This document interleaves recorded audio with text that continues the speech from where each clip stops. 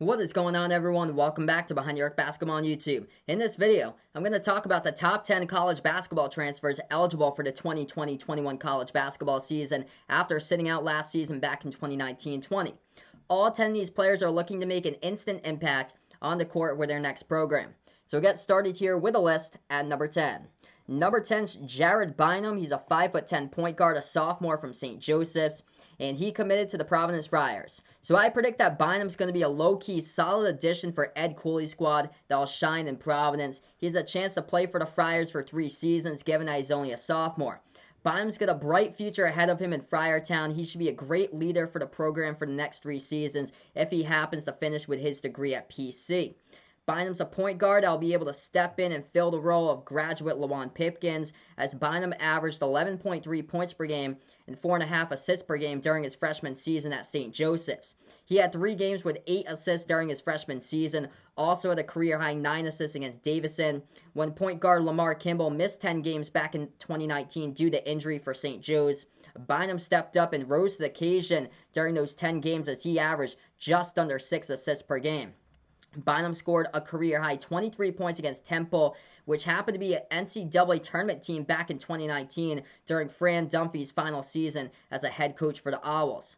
Even though Bynum shot the ball 69% at the free throw line during his freshman season, do not let those numbers fool you, because he had solid consistency at the free throw line all season long. Besides those 2 games where he only shot the ball 4 for 10 and 5 for 10 at the free throw line. Take away those 2 games, and Bynum would shoot the ball around the mid-70s at the free throw line. As he's going to be a great fit for Providence. He's going to be the key passer to the team that can find the open man in the offense. Guard David Duke will be the focal point of Providence's offense for this upcoming season, and David Duke has the chance to be a possible breakout candidate for this upcoming season here at Providence. How can Duke break out, you can say? The presence of Jared Bynum on the court and his on-court awareness at the point to find the open man. We'll take a look here. Number 9 on the list happens to be R.J. Cole. He's a 6'1" point guard. He's a junior from Howard, and he committed to the UConn Huskies. So R.J. Cole proved that he could score at a high volume while at Howard. He was the 2019 MEAC Player of the Year. He averaged 21.4 points per game and 6.4 assists per game while at Howard, but now he'll have the opportunity to prove himself at a much higher level here playing for UConn in the Big East Conference. While his scoring numbers at Howard shouldn't really be able to translate over to UConn given the tough conference that will now be playing in, Cole should still be able to produce and have an instant impact offensively for the Huskies, as Cole will be able to fill in the need at the guard position for UConn, since their leading scorer Christian Vitale graduated, and also their number 3 scorer Altariq Gilbert transferred over to Wichita State. However, if there's any indication here that Cole can score at a high level against tough competition, it can be justified by his 27 points scored on 5 made 3-point shots against Indiana, and only his 2nd game of his college career at Howard. And also he had 28 points against Georgetown during his sophomore season. Now we'll move on here. A key transfer that missed last season, but he'll be coming in here for this upcoming season, happens to be Eugene Omoruyi at number 8, as he's a 6'7" small forward, a senior from Rutgers, and he committed to the Oregon Ducks. So Omoruyi happened to be the leading scorer for Rutgers during the 2018-19 season. He averaged just under 14 points per game and 7.2 rebounds per game. He should be able to be a major factor in Oregon's rebounding alongside a transfer from Duquesne with Eric Williams Jr. and also the sophomore big N'Faly Dante, as Omoruyi showed tremendous improvements from his sophomore season to his junior season, or while at the free throw line shooting, and also his perimeter shooting while at Rutgers. He should be able to help out another transfer-loaded Oregon roster here coming in for this upcoming season for the Oregon Ducks. And now we'll move over. Number 7 on the list, key transfer for this upcoming season, had to sit out last season, happened to be Caleb Daniels, 6'4" shooting guard, a sophomore from Tulane, as he committed to the Villanova Wildcats. So Daniels went out the door, left Tulane after a 4-27 season, which resulted in the firing of head coach Mike Dunleavy Sr., who happened to be replaced by Ron Hunter. Daniels led the Green Wave that season in points per game with just under 17 points per game, alongside with 3.3 assists per game. As now Daniels will go from one of the worst programs in college basketball with Tulane over to one of the best programs with the Villanova Wildcats. Daniels has the chance to be a starter in Villanova that could possibly win the national title in 2021. The one thing that's going to help out Daniels is that he won't be able to take 15 plus shots per game like he did on multiple occasions back at Tulane, because Daniels won't need to carry Villanova right on his back, unlike how he was carrying Tulane because he was a scoring machine while playing for the Green Wave. So I don't expect Daniels to average 17 points per game for Villanova this season, and that's basically because his scoring numbers should drop, because he was playing in he was the machine scoring-wise for Tulane, carrying them throughout the season, and now he's going to play in a much-needed balanced attack offense at Villanova where every single player will be getting touches. So I expect those numbers to drop, but still, he's going to have a key impact on Villanova. I've got him at number 7.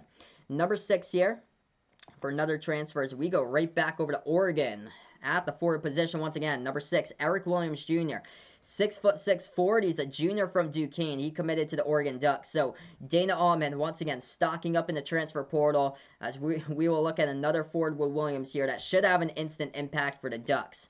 Williams happened to be the leading scorer for Duquesne back in 2018-19. He averaged 14 points per game and 7.6 rebounds per game, as he's going to fit well for Oregon. Since the Ducks were looking for solid rebounders, they got one with Eugene Omoruyi. They also got one here with Eric Williams. As now, Oregon's leading rebounder, Shakur Juiston, he happened to graduate, so Williams will have a great chance here alongside Omoruyi and also second-year big man N'Faly Dante to help out Oregon tremendously on the boards. And also, not only rebounds will Williams help out on, he also will be able to provide a boost for the Ducks perimeter. He's got great versatility, can play at the small forward position and also play at shooting guard as well.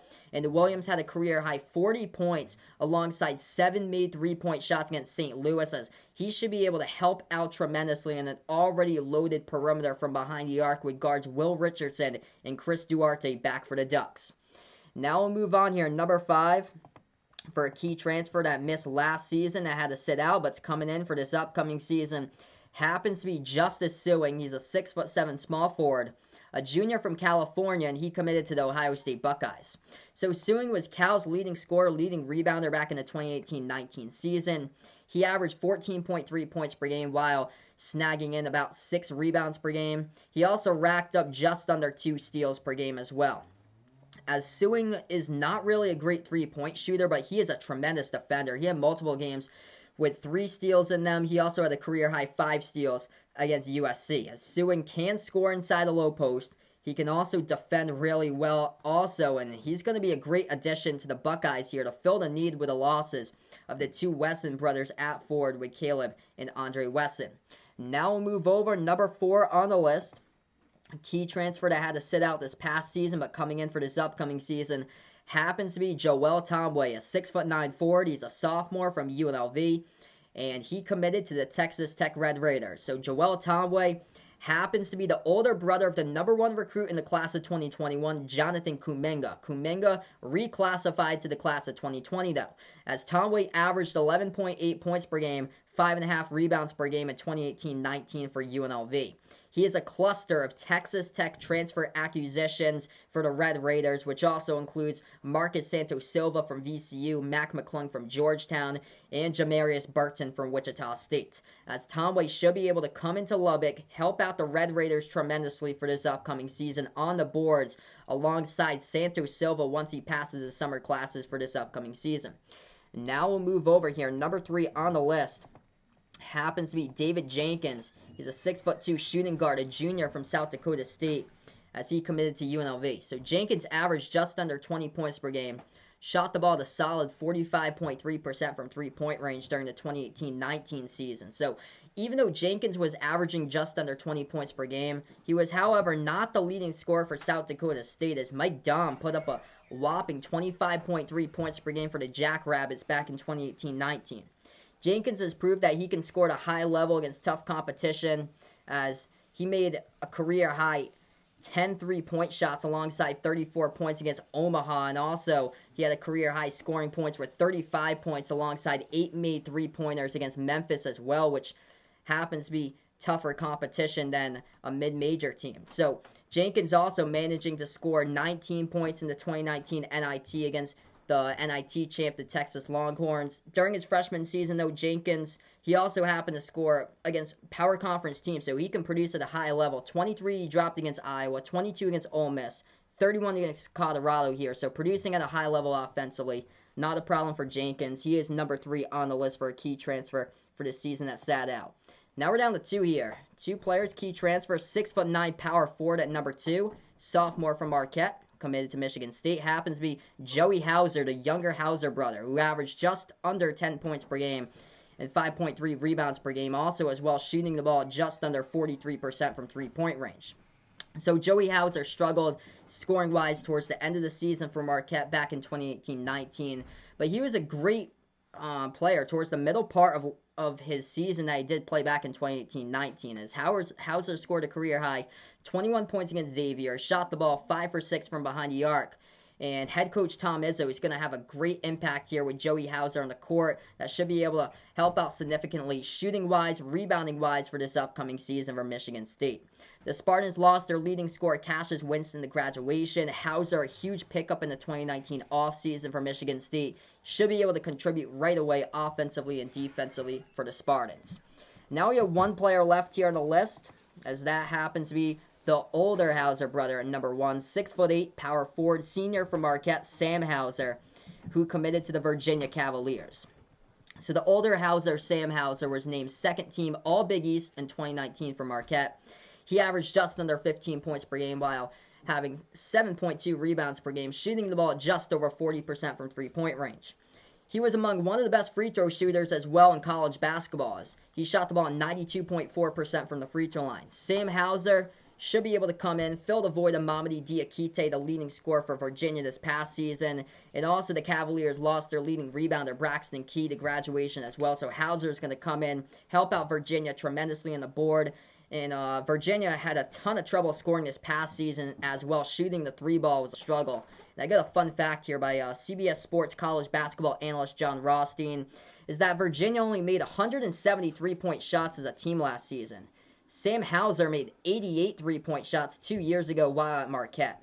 So Sam Hauser is going to have a huge impact here tremendously for this upcoming season for Virginia. Both programs, of course, Marquette and Virginia, have been a complete 180 from each other, with Marquette being the main focus of their offense compared to Virginia with their top-ranked defense in the nation. This season, however, Sam Hauser should be able to come into Virginia and provide a much-needed boost to the Cavaliers with their offensive efficiency, and he is the biggest transfer I've got here on the list that sat out last season. That'll be a key transfer for this upcoming season. So don't forget to like, share, comment, subscribe to my channel. Also, feel free to check out all the other content I have going on my channel as well. Thanks so much for watching, everyone, as this is Behind the Arc Basketball on YouTube.